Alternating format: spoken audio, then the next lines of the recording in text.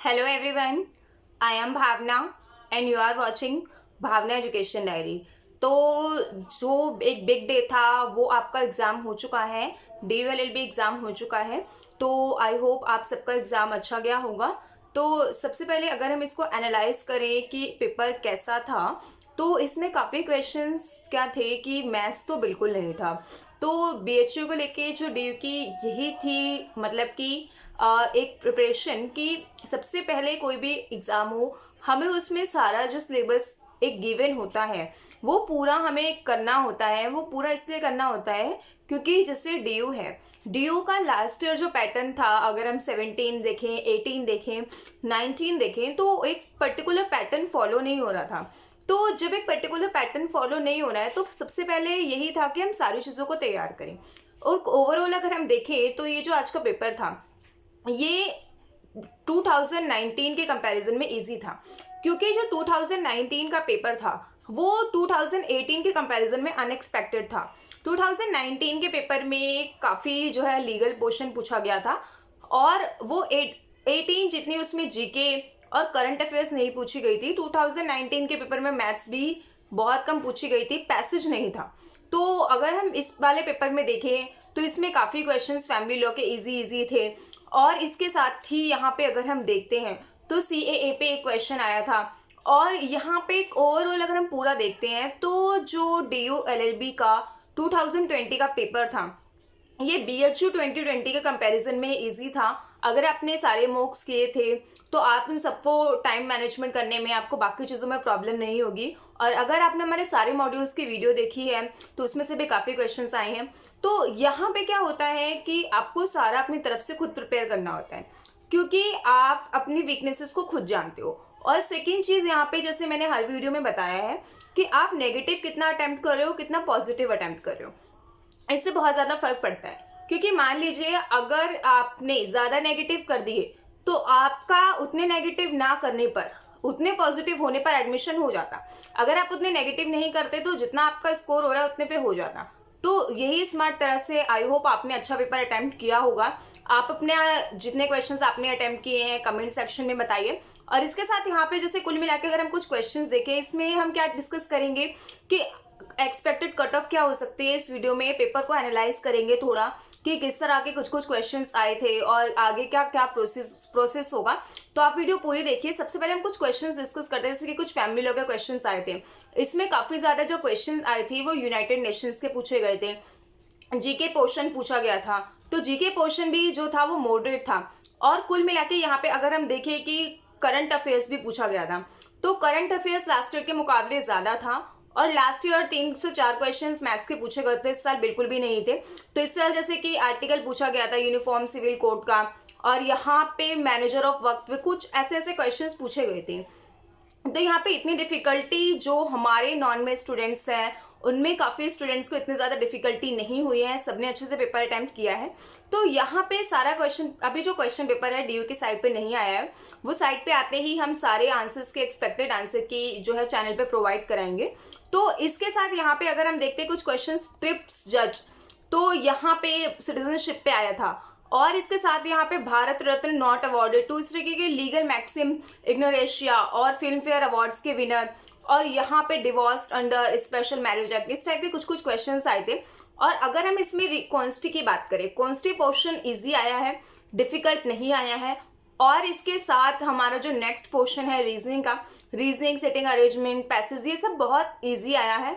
और इसके साथ यहाँ पे कुछ अनएक्सपेक्टेड ये होता है कि जीके में होता है, क्योंकि जीके में ऐसा होता है कि जीके और करंट अफेयर्स में अगर आपको किसी का आंसर आता है तो आप उसको मार्क कर सकते हो, लेकिन अगर आपको वो आंसर आ ही नहीं रहा है तो आप कहाँ से मार्क करोगी। और सबसे इंपॉर्टेंट चीज़ पेपर में मैंने जैसे बताया था कि एक बार जब आप फर्स्ट टाइम अटेम्प्ट करें, जितने क्वेश्चंस आपको 100% आते हैं उतने ही अटेम्प्ट करने होते हैं। उसके बाद आप देखें कि आपके 100% जितने आपको आते थे उतने करने के बाद आपका स्कोर क्या है। अगर आपको स्कोर उतना सही आ रहा है, आप सेफ जोन में हो, लास्ट ईयर कट ऑफ से आपके 4-5 क्वेश्चन ज़्यादा आ रहे हैं, तो आपको ज़्यादा रिस्क लेने की ज़रूरत नहीं है। तो यहाँ पे कॉन्ट्रैक्ट एक्ट पूछे गए थे, लीगल प्रिंसिपल वाले में विदाउट प्रिंसिपल के क्वेश्चंस पूछे गए थे, इजी क्वेश्चंस थे। ज़्यादातर ये जो प्रिंसिपल्स वाले क्वेश्चंस होते हैं पास्ट ईयर से कवर हो जाते हैं और लीगल मैक्सिम भी पास्ट ईयर से कवर हो जाता है। तो इसके साथ ही यहाँ पे करंट तो पढ़ना ही होता है। करंट जो है यहाँ पे जैसे कि बहुत ज़्यादा बॉइलिंग टॉपिक से नहीं भी पूछा गया था, लेकिन मैंने जैसे हर वीडियो में हर बार बताया था कि कुछ जो सिटीजनशिप अमेंडमेंट एक्ट है इससे ज़रूर पूछा जाएगा। तो इससे रिलेटेड कंट्रीज पूछी गई, जो कि बहुत इजी क्वेश्चन था, इतना डिफिकल्ट नहीं था। और इसके साथ यहाँ पे करंट अफेयर्स 2019 का इनका ज़्यादा पूछा गया था। और यहाँ पे कुछ वोटिंग राइट और लीगल पोर्शन की अगर हम बात करें तो वो बहुत ज़्यादा इजी पूछा गया था। तो यहाँ पे इसी वजह से स्टूडेंट्स ने काफ़ी क्वेश्चंस अटेम्प्ट किए हैं। कमेटी इजी पूछी गई थी। फंडामेंटल ड्यूटीज़ जो है वो इसमें फंडामेंटल ड्यूटीज़ में कौन से चेंजेस से यार पूछे गए थे, 42nd अमेंडमेंट। तो ये बहुत ज़्यादा इजी टॉपिक और ये पूछे गए थे। और इसके बाद जैसे कि शेड्यूल्स पे इस बार जैसे क्वेश्चन ज़्यादा आ गए थे, तो वैसे एक बार एक क्वेश्चन पूछा जाता है। तो शेड्यूल्स जो है जैसे बताया गया था कि शेड्यूल पे जरूर क्वेश्चन पूछा जाता है, एक डे पे जरूर क्वेश्चन पूछा जाता है, यूनाइटेड नेशंस पे पूछा जाता है, हेडक्वार्टर्स पे पूछा जाता है। तो यहाँ पे ये क्वेश्चन पूछे गए थे। रिट जो है, एक रिट पे हमेशा क्वेश्चन पूछा जाता है। तो ये सारे क्वेश्चंस पूरी तरह से पूछे गए थे। इंग्लिश बहुत इसमें अच्छी आई थी, इंग्लिश काफ़ी स्टूडेंट्स से बहुत अच्छी की है।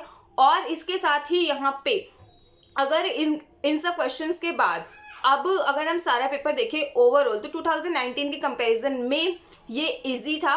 बहुत ज़्यादा 19 के कंपैरिजन में इजी नहीं, हाँ, लेकिन इजी था। स्टूडेंट्स का पॉजिटिव रिस्पॉन्स आया है। काफ़ी स्टूडेंट्स जो हैं अब्सेंट कई जगह नहीं थे, कई जगह प्रेजेंट भी थे। तो ये स्टूडेंट के अब्सेंट और प्रेजेंट वाली बात जो है इतना ज़्यादा मैटर नहीं करती है, क्योंकि ये मैटर करता है अब हमारे नेक्स्ट इस पेपर का ओवरव्यू, पूरा ओवरव्यू क्वेश्चन पेपर आने के बाद होगा। ये सिर्फ स्टूडेंट्स के जितने क्वेश्चंस, जितने व्यूज़ के बारे में पता चल पाया। अब इसके बाद नेक्स्ट जो चीज़ है, काफ़ी स्टूडेंट्स ने इस बार बहुत ज़्यादा क्वेश्चंस अटैम्प्ट किए हैं, क्योंकि पेपर बहुत ज़्यादा अच्छा था और बहुत ज़्यादा ईजी भी था।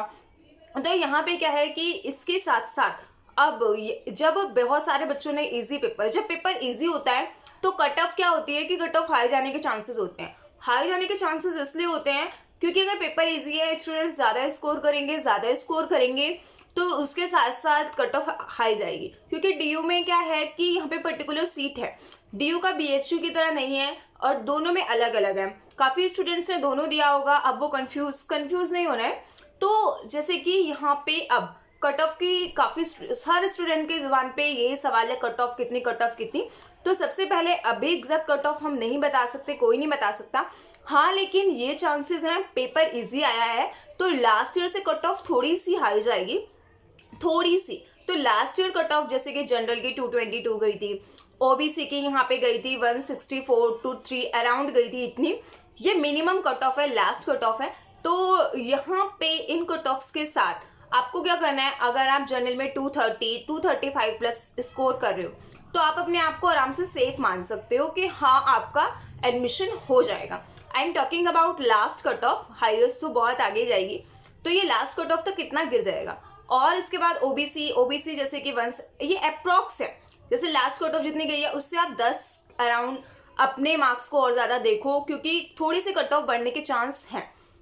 और ऐसा भी नहीं है कि जर्नल की लास्ट 230 से ऊपर चली जाएगी, 230 ज़्यादा से ज़्यादा 232 तक जा सकती है, क्योंकि 17 का इजी पेपर था। 17 के इजी पेपर के बावजूद इतनी हाई कट ऑफ नहीं गई थी। तो आपको सबसे इम्पॉर्टेंट चीज़, आपने आज पेपर दिया है, अब आप जितना कर सकते थे आपने उतना सब कर लिया है। आपके जितना बस में था आपने कर लिया, आपने अपना 100% दे दिया। अब आपको क्या ज़रूरत है, अब आपको चिल रहना है। अब नेक्स्ट प्रोसेस क्या होगा कि अब आपको इधर र्यूमर्स पे जाने से पहले अभी डीयू की साइट पर जो प्रोविजनल आंसर की आएगी या एक फाइनल जो आंसर की आएगी, आपको आंसर की देखनी है। और इसके साथ साथ अभी कट ऑफ के बारे में आपको नहीं सोचना है, क्योंकि एग्जैक्ट कट ऑफ रिजल्ट आने के बाद पता चलेगी। और आंसर की के बाद कई स्टूडेंट्स को कन्फ्यूजन होती है, हमने क्या मार्क किया था क्या नहीं। तो इन सब के बावजूद आप एक अंदाज़ा लगा सकते हो। और हाँ, आपको जितना लास्ट ईयर की कट ऑफ देखो और लास्ट ईयर की कट ऑफ के अकॉर्डिंग आप अपने मार्क्स 10 इंक्रीज कर लो, क्योंकि थोड़ी सी उसी के अराउंड ही रहती है कट ऑफ, बहुत ज़्यादा ऊपर नीचे नहीं जाती है। तो यहाँ पे आप इस तरह से कर सकते हो। और दूसरी चीज़, अभी आपको कट ऑफ का वेट करने के लिए आपको रिजल्ट का वेट करना पड़ेगा। रिजल्ट जैसे कि लास्ट ईयर जो है 3 को पेपर हुआ था, 14-15 के आसपास रिजल्ट आ गया था।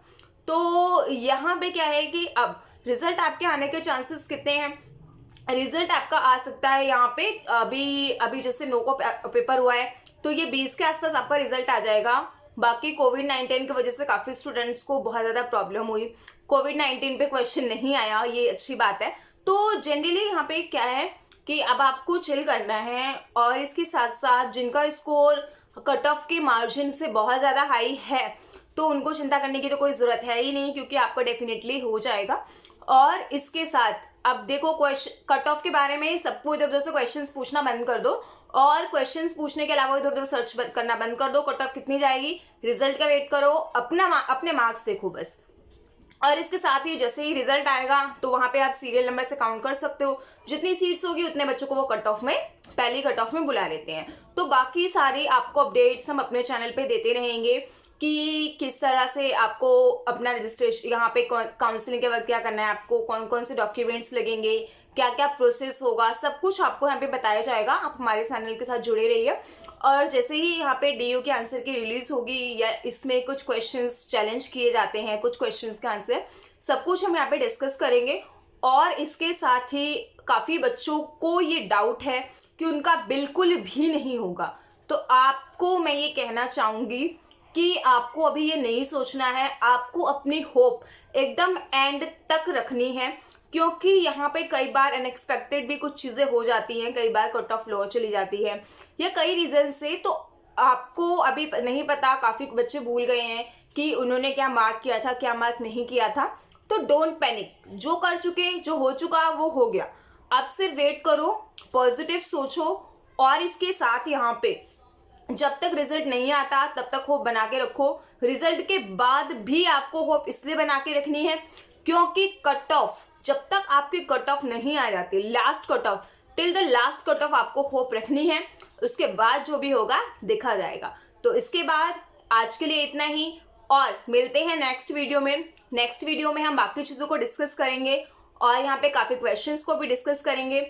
So that's all from my side, and don't forget to subscribe my channel. Thank you.